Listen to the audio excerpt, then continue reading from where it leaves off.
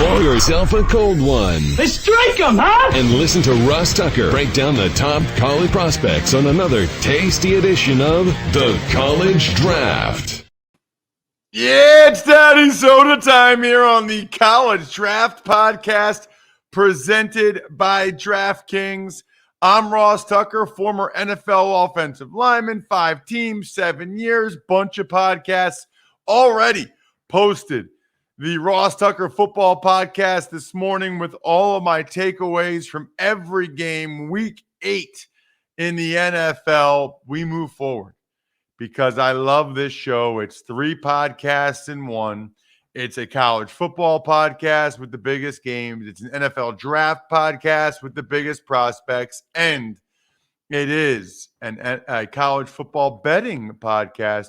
All thanks to my guy, Emory Hunt, the man with the plan, at FBall Game Plan on Twitter, Football Game Plan on YouTube, footballgameplan.com/2022 draft guide. And I'm getting after it early this week, Emory. I think I got the first game in probably week 10 or week 11 college football. Tomorrow night, we're recording this Monday morning. Tomorrow night, little midweek Maction. Ball State, who has some legit prospects at Akron. Keep an eye on the safety for Ball State, Bryce Crosby. He is a really, really good player. I think this will be his 53rd start. You know, with the COVID year, Emory, it's crazy how many games some of these guys are playing.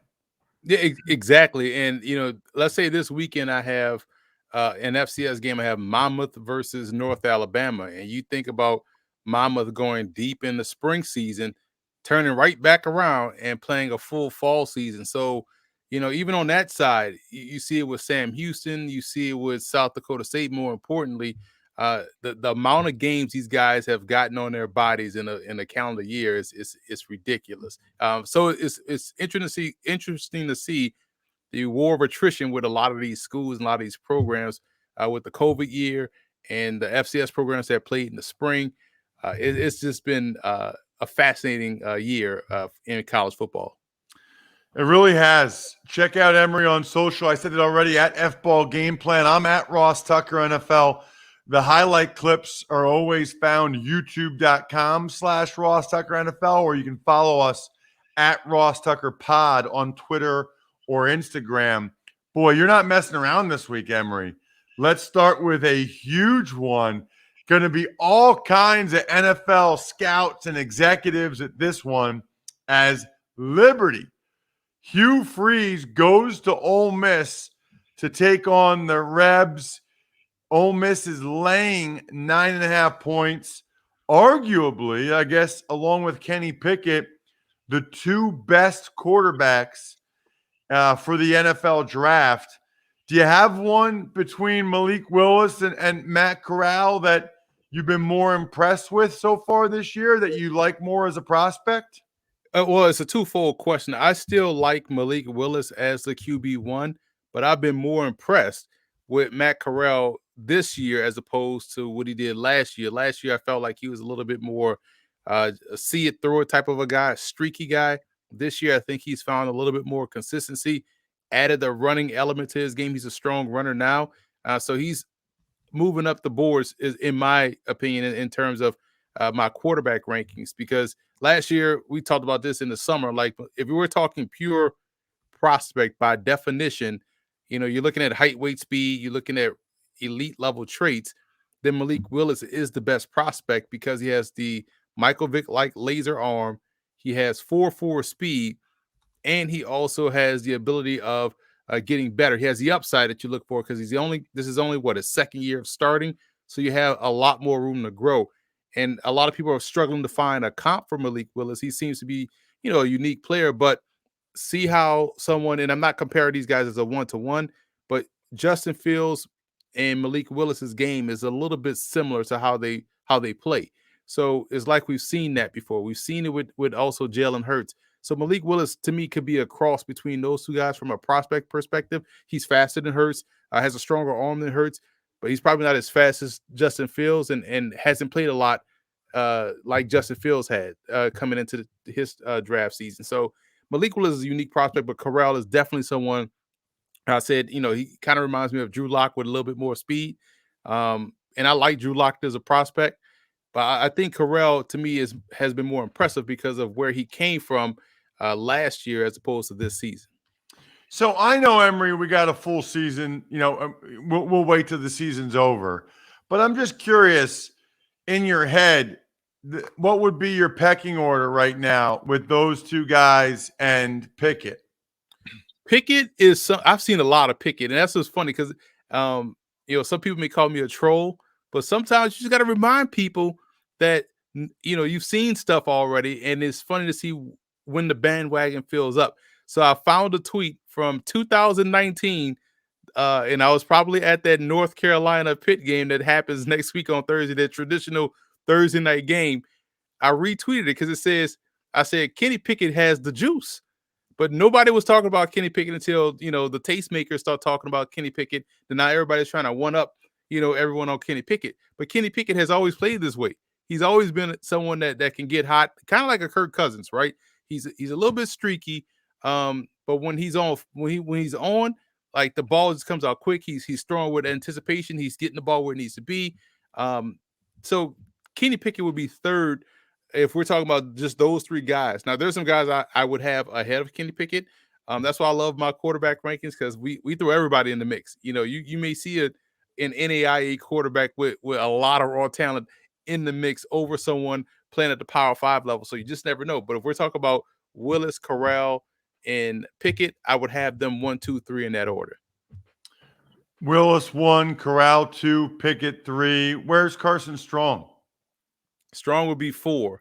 If we're talking about those 4 players, because again, there's guys that I would have ahead of Pickett and also ahead of Strong in the entirety of my quarterback rankings. So if we're just talking those 4, I will rank them in that order. Ole Miss is laying 9.5. What do you think, Emory?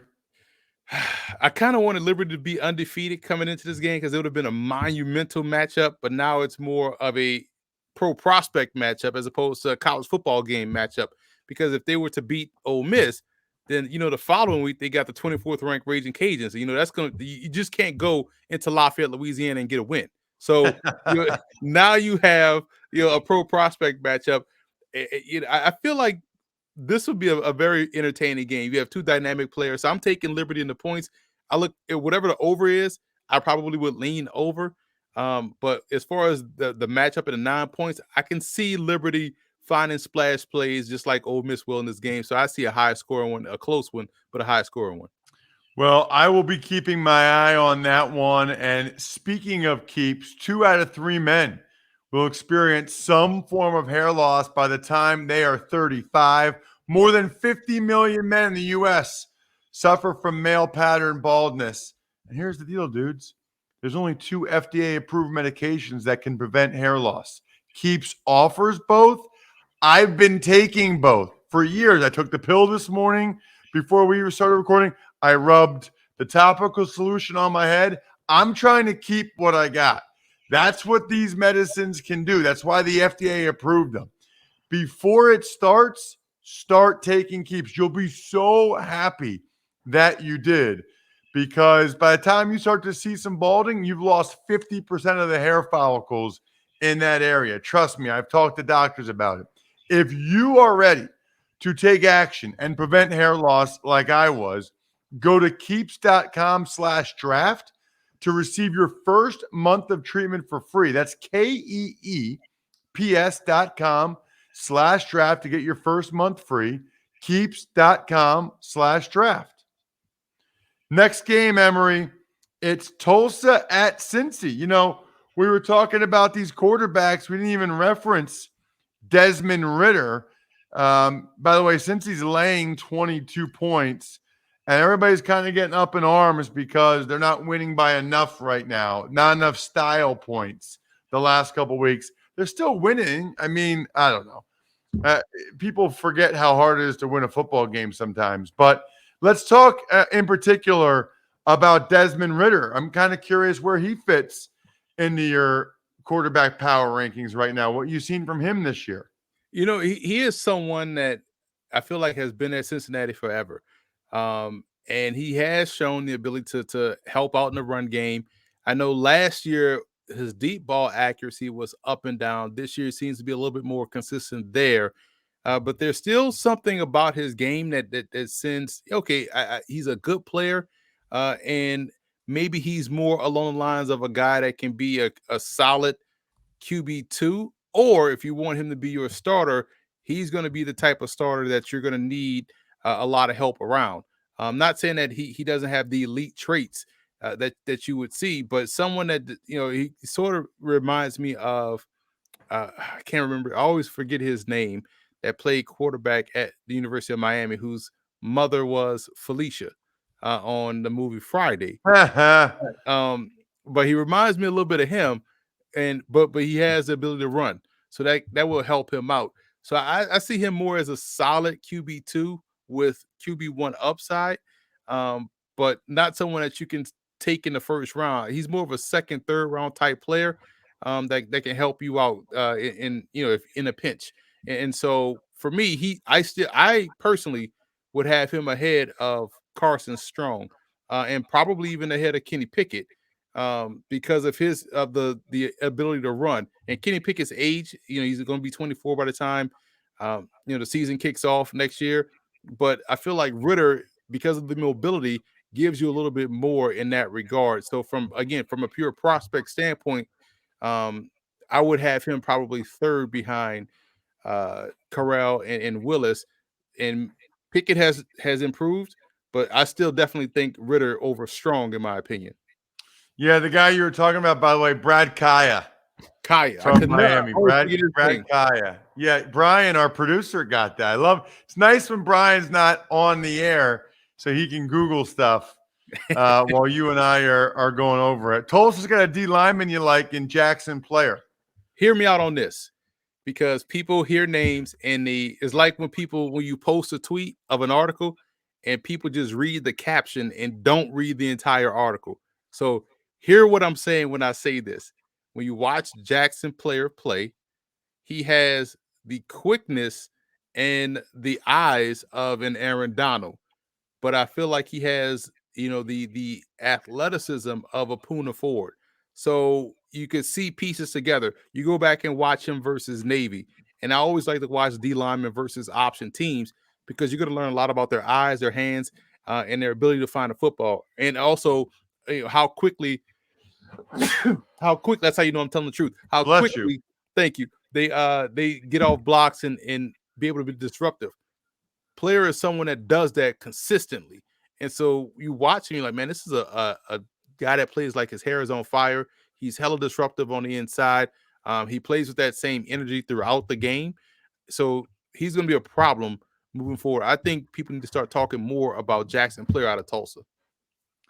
What about the 22 points that the Bearcats are laying? This is a sad state of affairs we are in college football, because you just can't win games like you talked about. They have to win these games by an impressive margin, because you already saw last weekend I think it was Heather Dinich started to put out those, started to plant the seeds already. Well, Cincinnati, they bring out all these stats of how their strength of schedule as they sit number 2 in the country, and people have short memories. They forget that Cincinnati should have beaten Georgia in that Peach Bowl last year, and they want to knock them because they want to get all the big name Power 5 schools in the playoff. So I said all that to say this: they will have to win by more than 22 against Tulsa. So I will lay the points, because I know they're going to keep the pressure on the Golden Hurricane all throughout the game. I'll say this: I will lose my mind if they go undefeated and they're not in the college football playoff. I will lose my mind.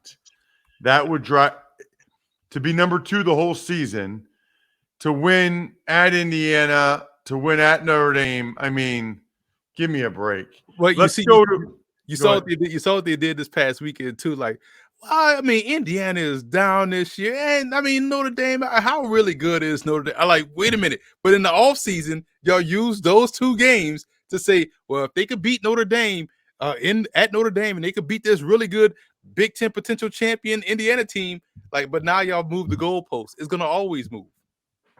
Auburn's at A&M. Huge game. A&M's laying 4.5. Love the running backs in this game. Talk to me but first about Tank Bigsby. It's funny when you watch Bigsby run and then you go and look at his height and weight. I was like, man, I'm clearly watching someone that's, maybe 5'11", 6 feet, 225, 230. But he's listed at 6 feet, 205. You're like, man, this dude runs like he's a power back. And he's a true sophomore, but you just love the potential that he brings to the table. And he's someone that had a bit of a lull in the middle of the season, but got back on track last week in that game. We were shocked that Auburn were favored by. I guess, I don't know how Vegas knows. They just know, So Bigsby got back on track with a 100-something yard game. But you watch him just like he's explosive. He's a angry runner, and he may not have the wiggle of Kareem Hunt, but he has that same, DGAFness of Kareem Hunt when he runs the ball. They run with the same mentality, like every play is the last play of the game, almost like when we used to watch Billy Sims run. Like Billy Sims ran like he didn't care about his body, and that was fun to watch. So I think Bigsby is going to be a phenomenal back to keep an eye on this game because he's going to have another big day if they want to beat A&M. Overcoming the odds, rewriting the playbook, delivering under pressure. The MVPs of small business lead their teams to victory all year long. Visa is proud to provide playmakers everywhere with more tools to help grow their business and help them achieve even greater success, because the more people we can empower, the more we all win. Visa, it's a network working for everyone, and what Isaiah Spiller's been doing the last couple of years and working for everyone, Emory. And doing a lot. He's showing his versatility as always, in pass pro, catching the football, showing he can be an inside runner, showing he can get the corner, showing a lot of pro level traits. And I've always said this about his game.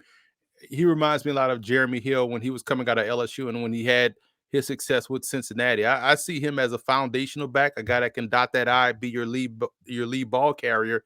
So I'm a big Isaiah Spiller fan. He would be in the conversation. I know we had this talk about a couple of weeks ago. He would be in the conversation for me for best back in the draft, and someone that you could take if you are the Miami Dolphins and you need a tailback. Isaiah Spiller could be that guy for you. A&M laying 4.5. What do you think? I learned last week not to go against Auburn and Joe Kane. Bo Nix, putting the women and children to bed and going looking for dinner. Bo Nix did a great job last week. He just finds big plays. However, I like A&M, so I'm laying the points with the Aggies in this one. Wow, you hate Auburn, laying the point. I can't trust Auburn, man, despite evidence saying, hey, you can trust us in this spot. I feel like the bottom is going to fall out, so I can't trust them, although I do like Bo Nix and I do like Tank Bigsby and some of the players they have on defense, but I can't. Michigan State is at Purdue. Is this line right? Michigan State's only laying 2.5? Are they expecting them to have an Iowa moment here? We saw Purdue give Iowa some problems, but yeah, that line is correct. It's very small. There's not a lot of confidence in the Spartans coming to this game. Yeah, let's start with a couple of DNs. I love the DN in this game. Jacob, I forget how to say his last name, Panasiuk, the DN, he's had like 2 or 3 brothers that have come through Michigan State. Exactly. His last one was a defensive tackle, and this one, Jacob, is a really good player. And when you watch him, you think, okay, is he a hand on the ground guy or is he a stand-up edge rusher in a 3-4? I know nowadays it doesn't really matter. So many multiple defenses out there at the pro level, but I do like how he stays active throughout the play, whether it's chasing the ball carrier or the quarterback, or if he's blocked at the line of scrimmage, his hands will stay active and stay up in the air, try to bat the ball down. So right now he's a midseason All-American from the Athletic. He's leading the team in sacks, and he's playing really well on both ends. I feel like where he has to get better, you want to see a little bit more consistent hand usage. Sometimes he struggles to get off blocks, and because he doesn't use his hands very well. So if he can continue to improve in that area, he probably can get even more sacks the rest of the way. And for Purdue, I've seen this guy on tape a couple of times, and I did the Army Bowl when he was in it. He's really impressive. Their DN, George Karlaftis. And I don't want to typecast him because he's a defensive end playing at Purdue. But, man, it's hard not to see Ryan Kerrigan when you watch him and how disruptive he's been throughout. From the time he got on campus, I'm talking about spring ball. and they had the spring game, and his dude was blowing stuff up to getting out there as a true freshman and playing really well. And to what he has done over the course of his career, he's a legitimate ball player and someone that should get drafted in the first round. I don't know where people are talking about him. I don't know where the mock drafts have him, but if you don't have him in your first round, you're doing it wrong because he's disruptive on both ends. He can get pressure on the quarterback, but also throws off blocking assignments. If you have to designate how you block Purdue up front based off where Karlaftis lines up, that's a premier type player. That's the type of guy you want on your defense. It's a really good point. He's so good with his hands, too. So powerful. Michigan State laying 2.5. What do you got? Coming off that emotional win against Michigan and, all the hype and pomp and circumstance, I just don't see them laying an egg against Purdue. I don't trust Purdue's offense enough to say, yeah, Purdue got a shot here. It'll have to be on Purdue's defense, turn the ball over. But I like Michigan State to cover this 2.5-point spread. How crazy is it, Emory, that Walker's probably the Heisman favorite now, the running back, after what he did against Michigan? The Heisman favorite transferred from Wake Forest this offseason, and yet Wake Forest is 9-0 or 8-0, top 10 in the country. I mean, it's crazy when you think about it like that. I just see such great vision from Kenneth Walker. Speaking of vision, visibility is your first line of defense when it comes to staying safer on the road. Seeing better means spotting the unexpected even faster. If you're like me and Emory and you're driving all over the place during football season, Emory's doing high school games up here where the running back from Milton Hershey that people forgot because they didn't play last year had like 500 yards, Deion Bryant. He was awesome as a sophomore. He had no junior season. He didn't play a game. People, I'm glad you do some of the FCS games you do. And like Morgan State, people need to know about that kid. He's good. And I'm glad people now know about AutoZone Visibility Week with the $10 bonus reward when you buy 2 Rain-X Quantum wiper blades. You get a $5 bonus reward just for joining AutoZone Rewards. Then they got the $25 bonus reward when you get a Sylvania LED Fog Twin Pack. Ready to see more and drive safer? Visit your nearest AutoZone or head to AutoZone.com and start your job today. Get in the zone, AutoZone. Yeah, Emory, that kid had an awesome sophomore year and then no junior year because of COVID. And I don't know, because he goes to Milton Hershey. I don't know if people know about him from a recruiting standpoint. Yeah, and that, bro, listen. First of all, if me and you were on the call for that game together, we'd have lost it. I said on the broadcast, I want someone to have confidence in me the way Milton Hershey's coaching staff has confidence in his passing game that's not working tonight. Every time they hand the ball off to this dude, I remember mid game, I was like, wait a minute. You mean to tell me this dude's averaging 11.5 yards a carry, and they out here trying to throw the football? He had 3 70+ yard runs. So I definitely had to make a point to highlight him after I was done. Normally I don't do so unless it's just a wild performance like I did with Cy Burgos. When he had a 360-something yard day, broke the school's rushing record in the week 1 of the high school season. But this dude, and again, Milton Hershey's coach is a way better person than I am because they got the ball back with 1:18 left in that game. And I'm like, listen, if Emory Hunt was coaching that football team, we're trying to get this kid 500 yards rushing. But he did a great job. I hope some colleges take notice. Like you said, FCS, I said on the broadcast, he is an FCS back all day long, about a good mid 4.5 guy. And I was on the broadcast for one of his games as a sophomore 2 years ago. And I'm just shocked that no one is talking about him. But hopefully after that game, he'll start to hear his phones ring a lot with college scouts calling. Nicholls is at McNeese State, a Louisiana special. I know you love your Louisiana, group of 5 and FCS ball. Nicholls has Lindsey Scott Jr. and wide receiver Deshaun Dixon. Those names sound familiar, actually. They really do, because Deshaun Dixon has been on the pro radar for quite some time. Could have had a chance to come out last year, decided to take the free year and go back because he was going to play in the spring and then go to the NFL draft. But he decided to come back to Nicholls, and he's going to be a draftable guy. He's a guy that's going to carry a high draftable grade. He's an explosive receiver, a big play type threat down the field. And someone that tracks the ball extremely well. Lindsey Scott Jr. is someone whose game is so tailor-made for now what we see in today's game. If you like Kyler Murray, you'll like Lindsey Scott Jr., and everywhere he's been, he has won. Quiet as kept. He probably should have gotten that job after Joe Burrow at LSU. When he committed to LSU, he was out there playing really well during the spring game. Then he goes to East Mississippi Community College, leads them to a championship. He goes to Missouri, didn't really get on the field, came down to Nicholls, led them to the playoffs last year, and threw up a gang of touchdowns. This year he's doing the same thing. He is someone that legitimately works touchdown to check down. He's Kyler Murray-like. He can throw the football really well at all levels of the field, and also he's a dynamic runner. He's leading the team in rushing, and he also leads the team throwing the football and passing. So he's a tremendous talent. Isaiah Chambers is the D lineman for McNeese. Senior Bowl watch list guy, probably going to end up in the Senior Bowl. Pass rushing prowess consistently. So if Nicholls is going to have a chance to beat McNeese in this one, they're going to have to block him. Chambers has tremendous bursts off the ball, and when he closes on the quarterback, like you almost hear the train wreck coming, because you like, man, this thing is coming chaotically all the way downhill, and he is lifting guys off the ground. So he's a power guy, quick guy, good acceleration, and one of the top sack artists in college football, regardless of subdivision.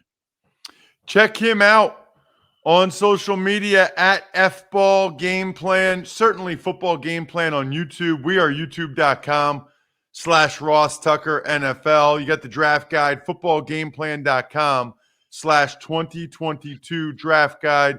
Make sure you're listening to the Ross Tucker podcast to see how you can win a Madden this week. Other than that, the keg is kicked. We're all tapped out.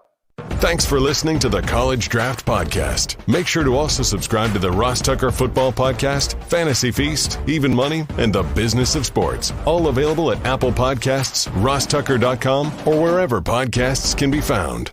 A lot of times on the show, I mentioned DraftKings. Here's what you need to know. You got to be 21 or older, New Jersey, Indiana, or Pennsylvania only. New customers only. Restrictions apply. See DraftKings.com/sportsbook for details. Gambling problem, call 1-800-GAMBLER, or in Indiana, 1-800-9-WITH-IT. By the way, if what I was talking about included a deposit bonus, doesn't always, sometimes it does. Deposit bonus requires 25 times playthrough, and deposit bonuses are paid out in site credit.